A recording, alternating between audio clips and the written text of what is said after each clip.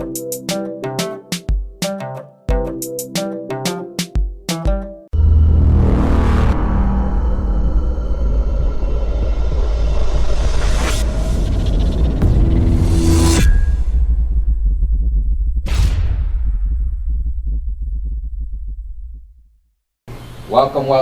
to Conscious Life. I'm your name that I am Makanda. And it's me, Crystal Chemistry. Welcome back, everybody. Thank you so much for joining us today.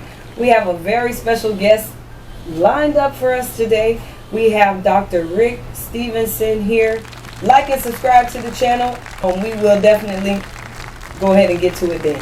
All right, Dr. Rik, if you could give us a little background about where you're from, how you got started, and how you got to be the expert you are today.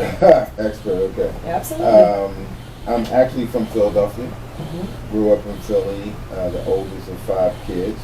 I moved to California in 1983 and went to graduate school. I did 2 master's degrees in biblical studies and theology.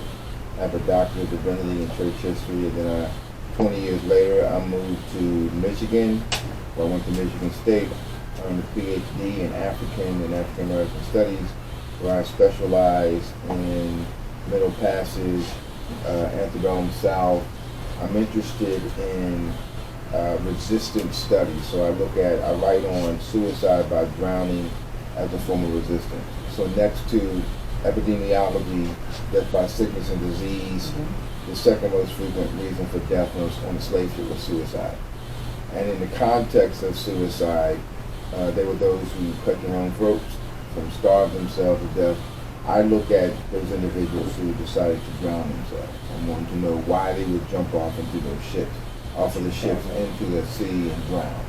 And so that's pretty much what I focus on. Okay, alrighty. All right, so Dr. Rik here is a historian of the Middle Passage. His expertise is there, and that's where we're going to start today.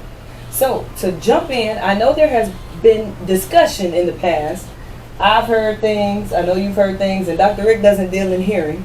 He deals in facts and factual, which is why we have him here today, so that we can dig a little deeper into some of these topics rather than just assuming things or going by what we heard. But I know that there is a popular understanding or a popular theory out here that the Middle Passage either never happened or did not happen in the capacity that people have felt that it's been given to us in. Let's say that.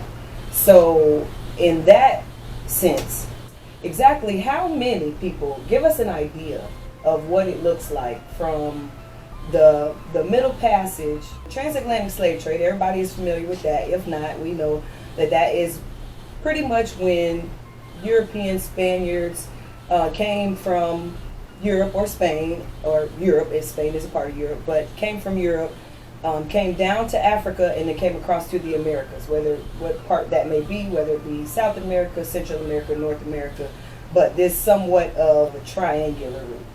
So the transatlantic slave trade, more so, Dr. Stevenson's specialty is that middle piece there, the Middle Passage. So coming from the west coast of Africa, is it?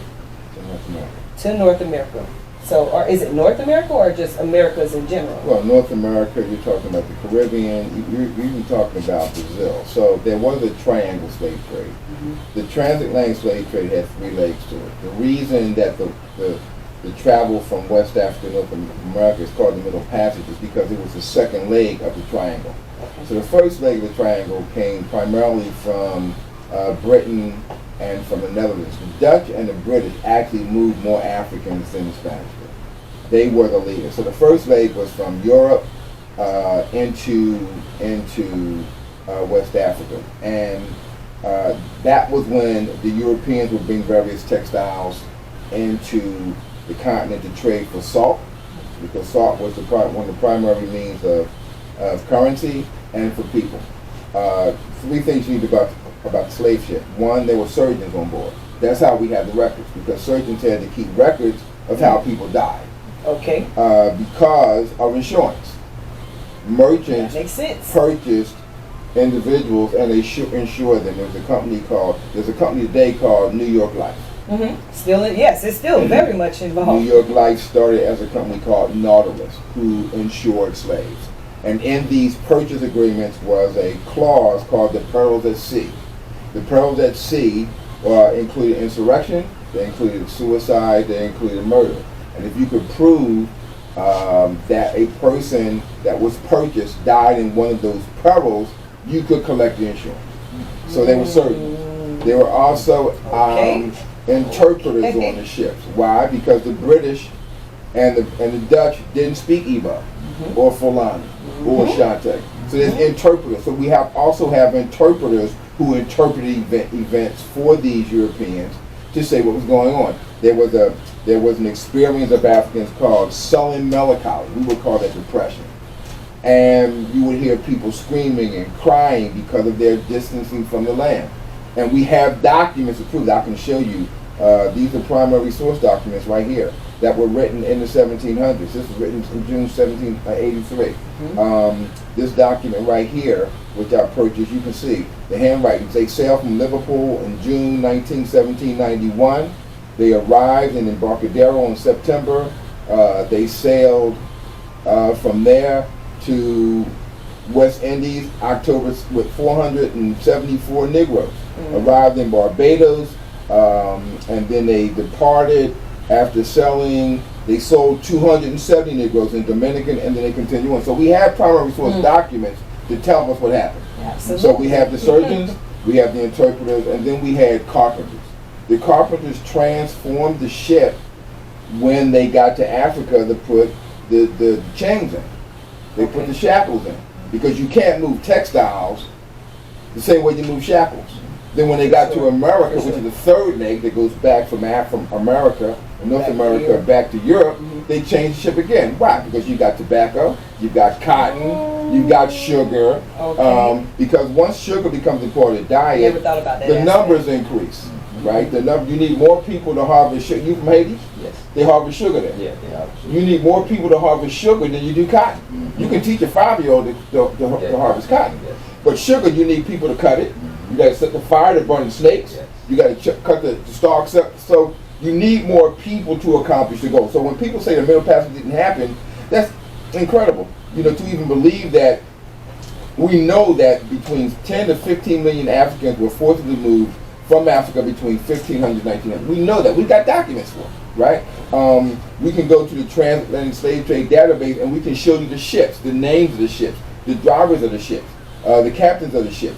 We have people who wrote documents during that time. William Boatman, he gives me an accurate account of Guinea in the 1800s. He was a governor in Africa. So we have these primary source documents. So to argue that didn't happen, then we have to ask ourselves, how do we get here?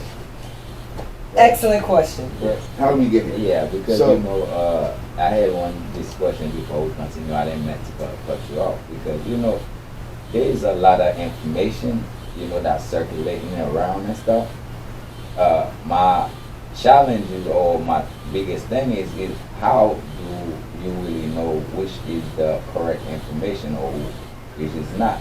Because they say all this information coming out, some say it didn't happen, some say it happened. So how do we analyze those documents to know exactly which one that, for somebody like, a young kid that's learning about Black history or, don't go astray? Okay, the way you analyze it is called comparative analysis. Yes. So you look at more than one document that talks about the same event. Again, this document was written in 1791. That is handwriting from the 1700s. Now it looks like calligraphy to us. Yes. We don't use cursive anymore, but that's how they wrote, right? So we have access to these documents. I have actually been in the archives in South Africa, where I've seen not only the English, the British documents, but the Dutch document, right?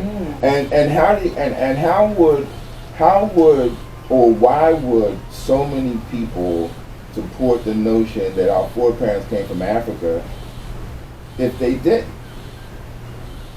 I mean, that doesn't even make sense to me, right? Yeah, Now, but here's the other part. Now, I appreciate your question, and that is this. The whole purpose of history is not only simply to provide information, but to give us data to make better decisions. Yes. You know the word Sankofa. Yes. Right? Sankofa means to go back and get it.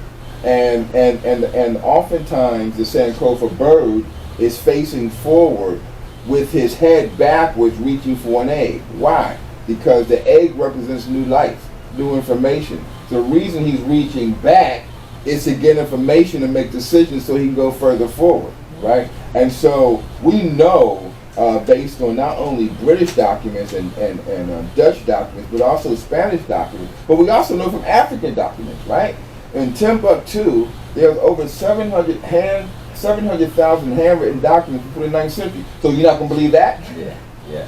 Well, the monuments or statues So how do we get to a place where we say, well, we don't believe this happened, but we believe that happened? You got to have comparative analysis. As a historian, I look at a number of different types of documents, and I'm looking for trends. And you'll find these documents will complement each other, right? So that's how we do it. And then again, you're going to believe what you want to believe. Some people don't want to learn, and that's okay. That's on them. And that's okay. That's something that, you know, you can lead a horse to water, but you can't make them drink.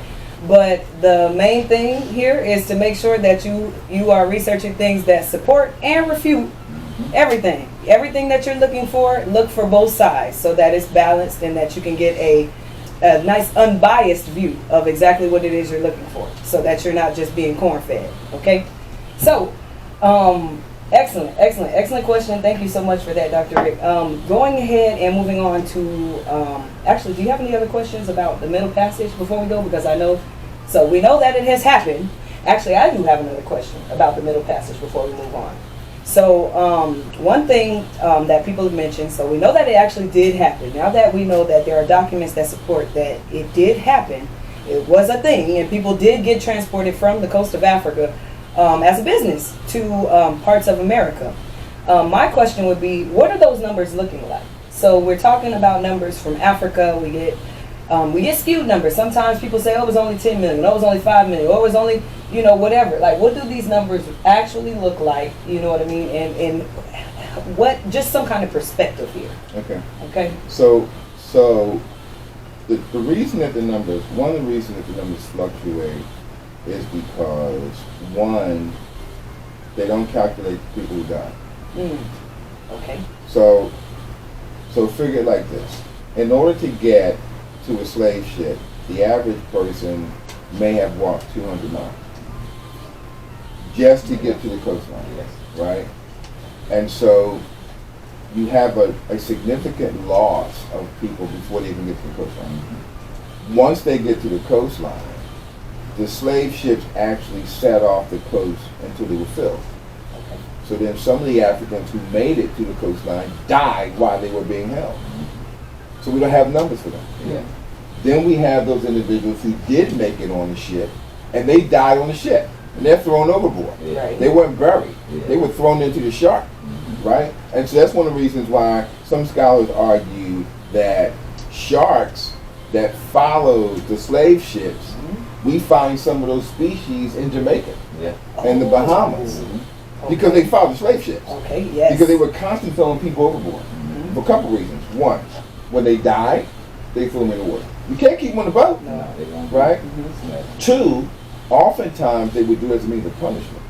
They would tie an African to the back of the ship and haul him through the water and allow the other Africans on the board to watch that person get eaten so that they wouldn't jump overboard.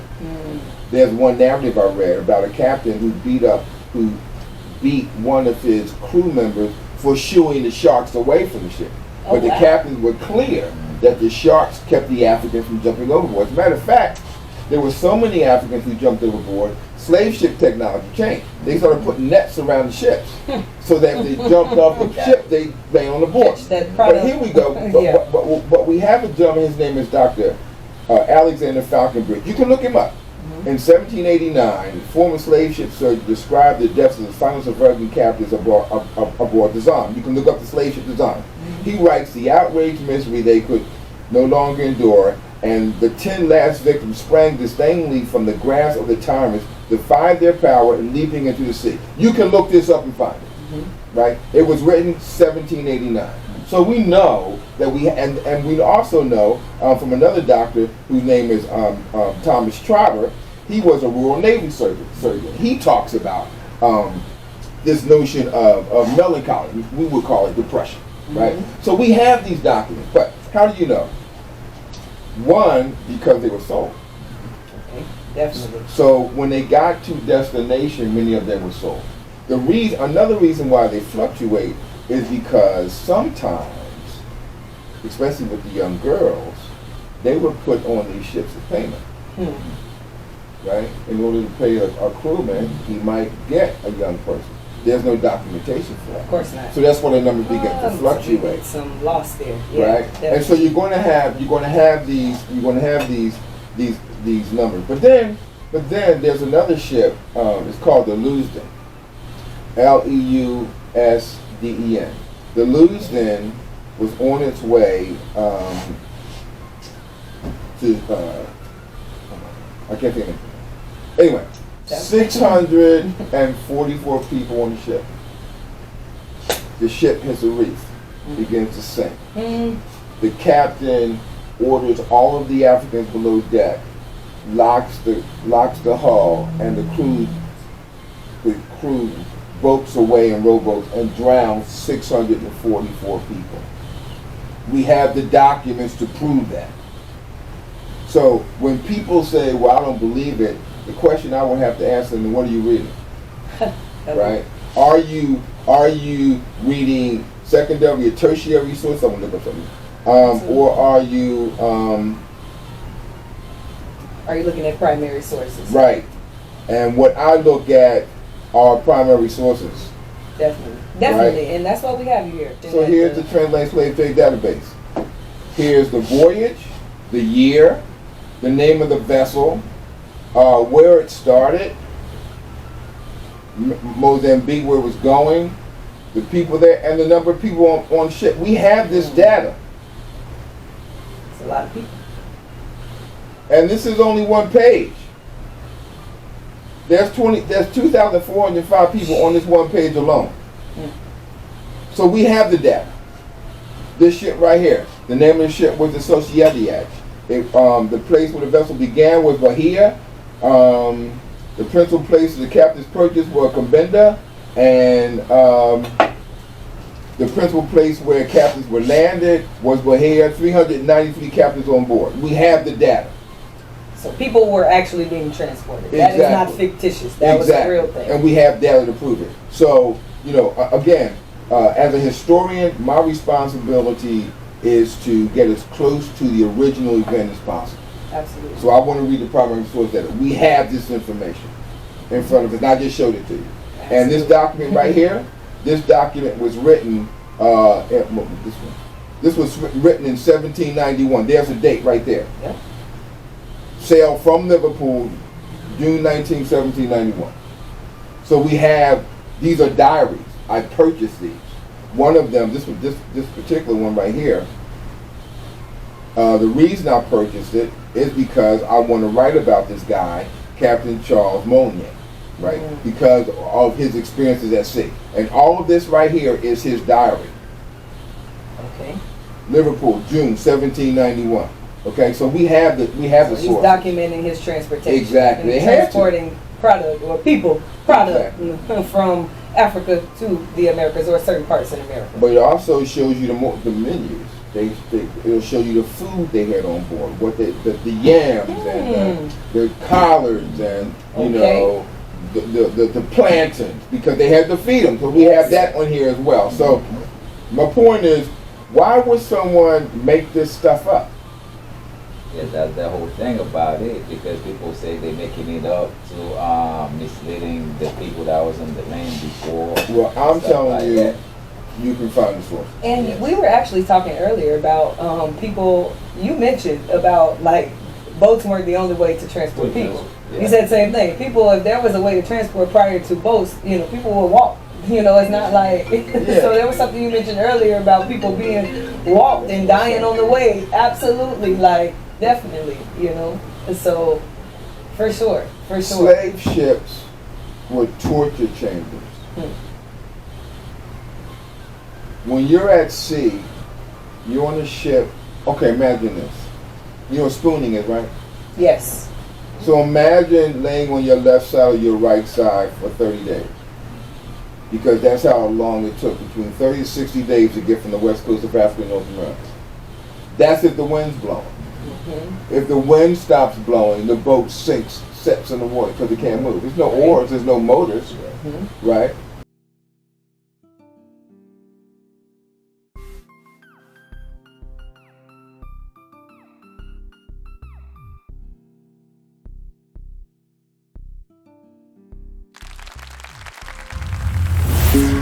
Thank you.